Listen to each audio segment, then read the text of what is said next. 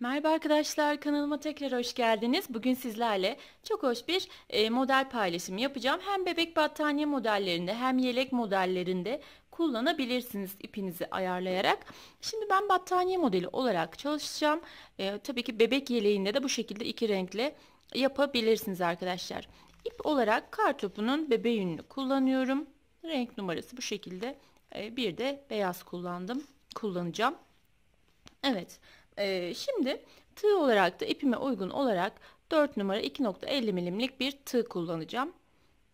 Evet. Şimdi modelimizin yapılışına başlayalım. Evet. Şimdi zincir çekerek modelimin yapılışına başlıyorum. Çok sımsıkı çekmiyorum. Serbest bir şekilde çekiyorum zincirimi.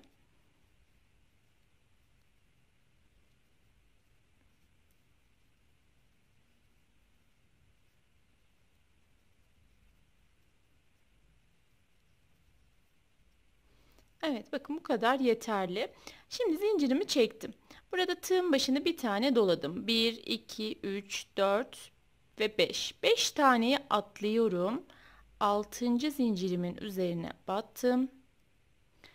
2 ilmeğimi 1, 2 ilmeğimi 1 olarak çektim. Tekrar tığın başını bir tane doladım. Yine aynı zincirin üzerine battım. İkisini 1, ikisini 1 çekiyorum. Tekrar tığın başını bir tane doladım. Aynı yere battım. İkisini 1, ikisini 1 çektim. Şimdi hiç zincir çekmiyorum. Tığın başını bir tane doladım. Burada 1, 2 tane atladım. Üçüncünün üzerine battım. Üçüncü zincirimin. Yine ikisini 1, ikisini 1 çektim. Tekrar tığın başını bir doladım. Aynı zincirime batıyorum. İkili trabzan yaptım. Tekrar tığın başını bir doladım. Aynı zincirimin üzerine bir ikili trabzan daha yaptım. Şimdi tığın başını bir tane doladım. Taban kısmına bir iki tane atladım. Üçüncü zincirime battım. Bir, iki ve üç tane ikili trabzan yaptım. Devam ediyorum. Sıramın sonuna kadar bir iki tane atladım. Üçüncü zincirime battım. Bir, iki ve üç tane ikili trabzan yaptım. Yine aynı şekilde bir iki tane atlıyorum. Üçüncü zincirimin üzerine battım. Bir, iki ve üç tane ikili trabzan yaptım. Ara geçişlerde hiç zincir çekmiyorum.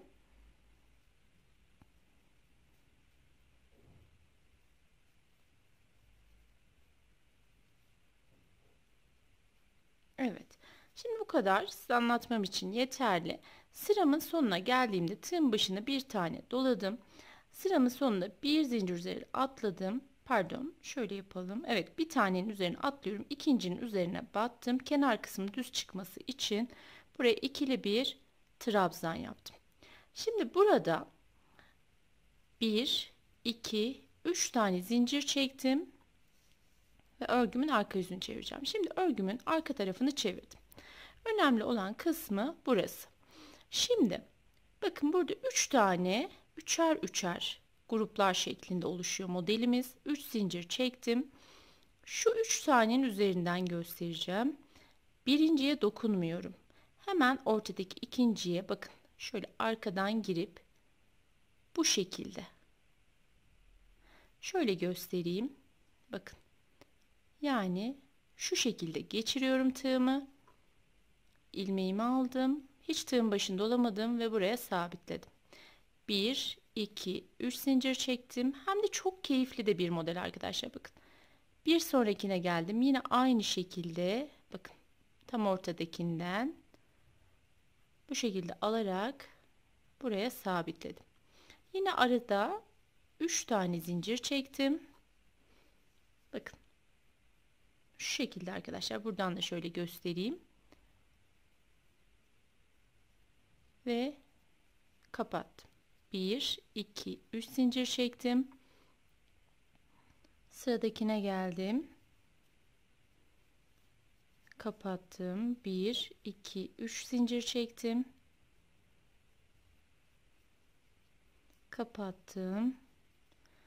Evet, sıramızın sonuna kadar bu şekilde devam ediyoruz. Evet, şimdi 1 2 3 tane zincir çektim. Bakın burada benim kenar trabzanım var, kenar ilmeğim. Onun üzerine batıyorum, bir sık iğne ile sabitledim. Şimdi burada ipimi değiştiriyorum, beyaz ipimi alıyorum.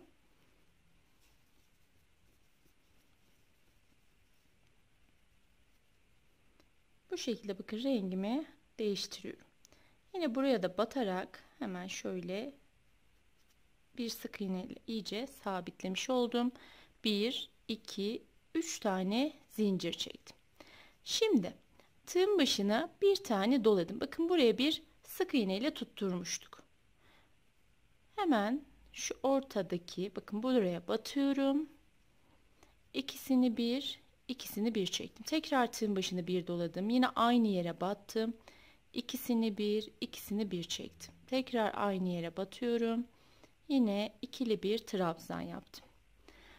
Hiç zincir çekmiyorum. Tığın başına bir tane doladım. Bir sonraki modelime geldim. Yine buraya batıyorum.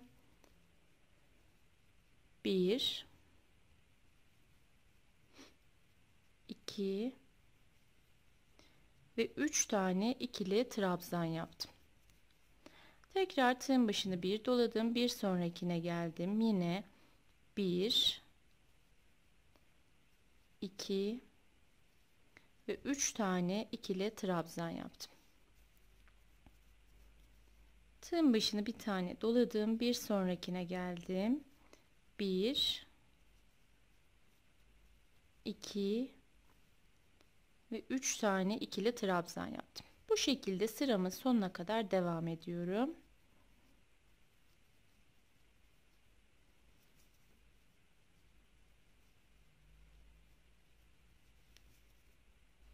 Bakın tam şu battığım sık iğnenin üzerine batıyorum. Hemen şöyle göstereyim. Hemen şöyle rahatlıkla batabiliyorsunuz arkadaşlar. Modelimizin iki tarafı da çok farklı bir model gibi oluyor ama iki tarafı da hoş oluyor ilerledikçe. Şimdi sıramın sonuna geldim. Yine hiç zincir çekmiyorum. Hemen tığın başına bir tane doladım ve kenar trabzanımın üzerine batıp ikili bir trabzan yaptım. Böylece kenar kısmının düz bir şekilde çıkmasını sağlamış oldum. Hemen burada 3 tane zincir çektim. Pardon arkadaşlar. Bakın modelim yavaş yavaş ortaya çıkmaya başlıyor. Şimdi örgümün arka yüzünü çevirdim. Bakın arka tarafında da böyle bir görünüm oluşuyor. 3 boyutlu. Şimdi yine aynı işlemi yapıyorum. Buradan giriyorum. Ortadaki trabzanıma tutturdum. 1 2 3 zincir çektim. Şu şekilde geçerek buraya bir sık iğne ile tutturuyorum. 1 2 3 zincir çekip ardından buraya bu şekilde sabitliyorum. Evet, 3 tane zincir çektim. Sabitledim. Tekrar 3 zincir çektim. Geldim buraya, sabitledim. 1 2 3 zincir çektim. Evet, buraya sabitliyorum. Sıramın sonuna geldim. Yine 2 3 tane zincirimi çektim. Hemen buradaki trabzanıma sabitleyeceğim. Şu ipimi şu şekilde bir üst sıraya da çıkarmış oluyorum. Bakın şimdi buraya bu şekilde battım, sabitledim. Şunu şöyle hafiften çektirdim. Şimdi bırakıp tekrar pembe ipimi aldım tığıma.